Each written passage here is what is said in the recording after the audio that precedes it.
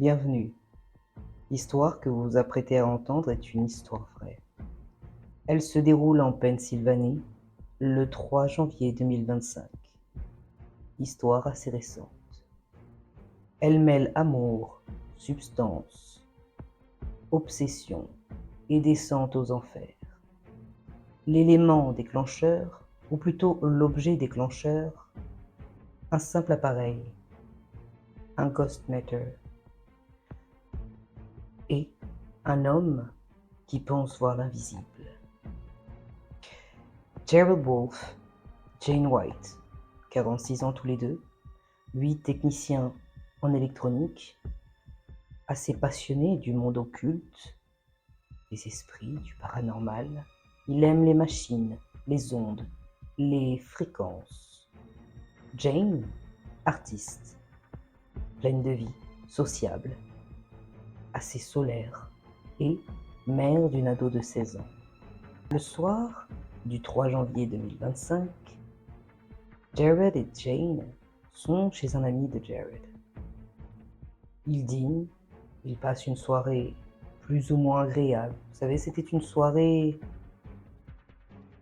le type de soirée où on fume, on brûle de l'encens, on teste des trucs, on écoute des trucs bizarres.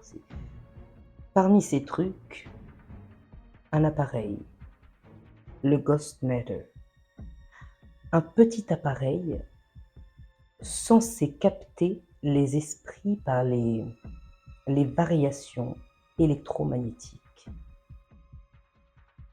Le dîner prenant fin, le couple allait partir, mais l'ami de Jared lui tend un petit sachet, une préparation artisanale à base de salvia et de cannabis léger, légal dans certains États.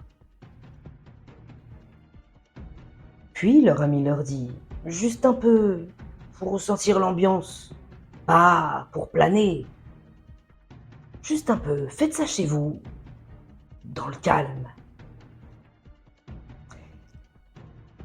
Jane rigole, Jared accepte. 21h12, les voilà rentrés chez eux. Jane allume quelques bougies pour une ambiance un peu plus douce et romantique. Jared s'empresse d'aller brancher ce petit ghost meter sur son boîtier, un genre d'ampli maison. Jane hésite.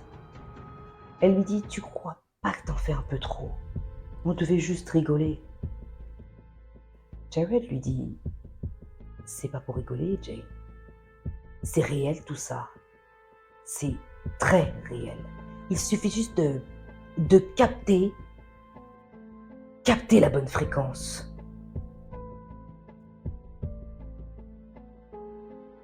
Jane n'insiste pas. Il fume, pas grand-chose. Un peu, mais ce sera suffisant. Ce sera largement suffisant. Le temps passe, Jared fixe l'appareil, Jane dessine distraitement à côté un verre de thé à la main. Puis soudain, le ghost meter émet un grésillement. L'aiguille tremble, monte.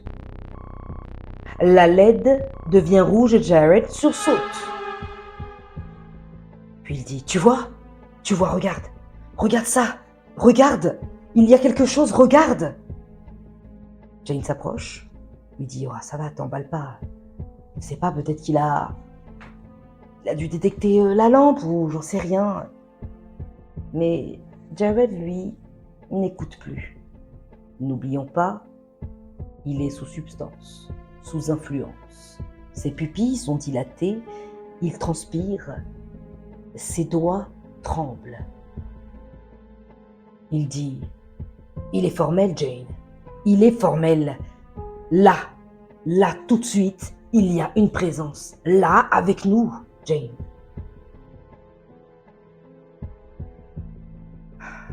Jane le sent un petit peu sous pression. Elle sait qu'il a un peu trop fumé, ou du moins que cette substance agit un peu trop. Alors elle laisse passer. Quelques minutes passent, Jane souhaite détendre un peu l'atmosphère. Elle ne souhaite pas rester dans toute cette tension. Donc pour rigoler, elle lui dit « Tu vas me dire quoi maintenant que je suis possédée ?» Une phrase. Une phrase. Puis tout a basculé. Jared se fige. Il la fixe longtemps. Très longtemps. Puis lui dit « Pourquoi t'as dit ça ?» Dis quoi, Jared? Que tu es possédé. Pourquoi t'as dit exactement ce mot? T'as senti quelque chose? Hein? Tu sais, Jane, tu sais. Tu savais. Elle lui dit, Jared, arrête, arrête, c'est pas drôle, t'es pas bien. Ça t'est monté à la tête, va boire un peu d'eau. Mais Jared, quant à lui, entend tout autre chose, des chuchotements, des craquements, ou est-ce peut-être dans sa tête? Son cœur bat plus vite. L'angoisse monte. Les effets de la plante, mélangés à sa parano, augmentent cet état. Il regarde Jane, il ne la reconnaît plus. Cette plante a totalement accaparé sa conscience. Il regarde Jane, il lui dit « Tu n'es pas Jane, tu n'es pas Jane. » Ses yeux, tes yeux, ils sont pas normaux. Tu n'es pas Jane. Jane confuse, recule. Quoi? Jared, arrête, tu me fais peur. C'est moi. C'est juste moi. Mais pour lui, c'est trop tard. C'est trop tard. Il se lève brusquement, sort de la pièce. Elle l'appelle. Jared, tu vas où? Il ne répond pas. Il ne répond pas. Il sort de la maison, monte dans la voiture, ouvre la boîte à gants et récupère le revolver qu'il garde depuis des années, juste au cas où. Ce soir est un au cas où. Il retourne dans la maison, lentement, tremblant. Jane est là, figée, les larmes aux yeux. Elle lui dit, « Tu fais quoi? Jared, c'est une blague. S'il te plaît, Jared, pose ça. » Il la fixe, l'arme à la main, et lui dit, « Tu veux me tuer? Tu veux me tuer, je sais, je le sais, maintenant le compteur me l'a dit, ils me l'ont dit, tu veux me tuer. » Jane réplique, qui ça? Qui ça? Qui ça? Il Jared, je t'en supplie! Un seul coup, un silence. Jane s'effondre. Sous l'état de choc, des heures s'écouleront avant que Jared décide d'aller chez son frère Mark. Il parle vite, en boucle. C'était pas elle, c'était pas elle, c'était pas Jane. Elle voulait me dévorer, me faire disparaître. Je l'ai vu dans ses yeux, je l'ai vu. Mark, son frère, constatant dans quel état se trouvait son frère ainsi que ses propos délirants, il comprenait rapidement que son frère Jared avait commis l'irréparable sur sa compagne, Jane. Il essaie de le calmer et contacte la police. La police arrive sur les lieux. Jared ne résiste pas, il se laisse faire. Lors de l'arrestation, il murmurait encore « Il avait dit. »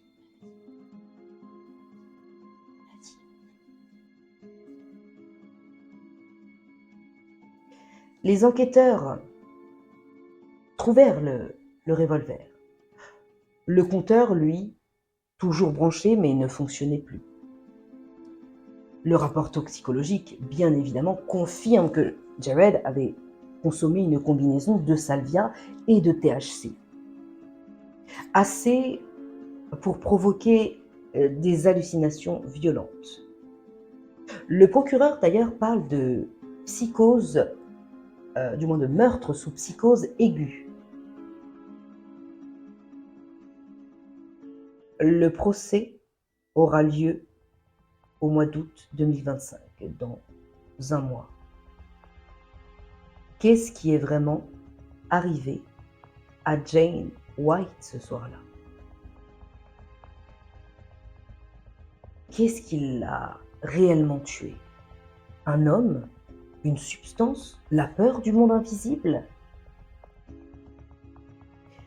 Parfois, vous savez, ce n'est pas ce qu'on voit qui fait peur, mais ce qu'on croit voir.